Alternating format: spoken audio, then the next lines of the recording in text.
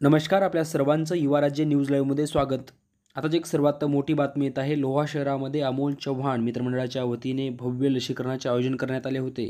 अमोल चव्हाण हे उच्च विद्याभूषित असून हे अनेक वर्षापासून वेगवेगळ्या ठिकाणी सामाजिक काम करत असतात। त्यामध्येच सध्याची परिस्थिती लक्षात घेता, तिसऱ्या लाटेची शक्यता लक्षात घेता लोहा शहरामध्ये भव्य लसीकरणाचे आयोजन करण्यात आले होते। त्यांनी जनजागृती करून एकाच दिवशी तब्बल 332 जणांना लसीकरण दिले आहे। या उपक्रमामुळे लोहा शहरामध्ये त्यांचं एक कौतुक आणि अभिनंदन देखील केलेलं आहे। त्या संदर्भात नेमका अमोल चव्हाण काय म्हणाले ते पाहू।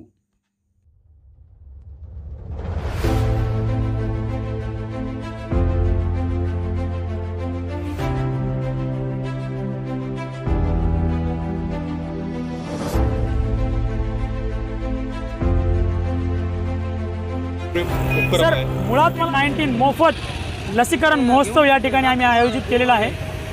त्या अनुषंगानं सर्व महिलांचा व पुरुषांचा आम्हाला उत्तम आणि उत्तुंग प्रतिसाद इथे पाहावयास मिळत आहे। याच ठिकाणी सर्वांनी आम्हाला सहकार्य केलं। पत्रकार बंधू असतील, लोह्याचे PI साहेब असतील, लोह्याचे डॉक्टर साहेबांची पूर्ण टीम असेल ती येऊन गेलेली आहे, तहसीलदार साहेब येऊन गेलेले आहेत, सर्व नगरसेवक यांचंसुद्धा आम्हाला सहकार्य आणि ग्रामीण उपजिल्हा रुग्णालय यांचं तर अतोनात सहकार्य आणि सर्वात महत्त्वाचे म्हणजे आमचा जो हा मित्रपरिवार आहे यांचं खूप आम्हाला सहकार्य झालेलं आहे, आतापर्यंत लाभलेलं आहे। आणि आम्ही येथे सर्वांना लसीकरण मोफत देण्यासाठी अतोनात प्रयत्न करत आहोत। हा लस घेण्याचा शिबिर घेण्याचा का सुचलं तुम्हाला, का हेतू आहे? याच्या मागचा हा उद्देश आहे की आम्ही जेव्हा खेडोपाडी जात होतो किंवा शहरातले पण काही लोक दवाखान्यात जाण्यासाठी भीत होते, त्यांच्या अफवा होत्या, लसीबद्दलच्या त्यांच्या अफवा गैरसमज हे दूर करून समाज प्रबोधन करून व जनजागृती करून आम्ही लस घेण्यासाठी त्यांना परावृत्त केलेलं आहे। आणि जे ग्रामीण उपजिल्हा रुग्णालयात रोज 20 ते 30 होत होते, तर आज या ठिकाणी 90 पुरुष आणि 52 महिला यांचं लसीकरण अद्यापपर्यंत झालेलं आहे आणि लसीकरणाचे रजिस्ट्रेशन आणखीनही चालूच आहे।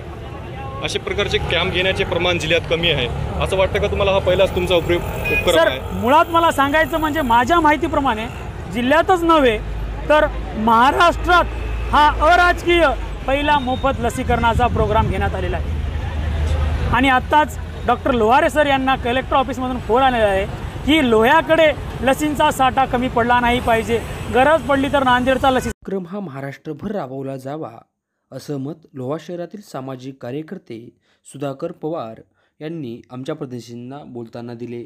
त्यासोबतच या कार्यक्रमाबद्दल त्यांचं सर्व स्तरातून कौतुक आणि अभिनंदन देखील होत आहे।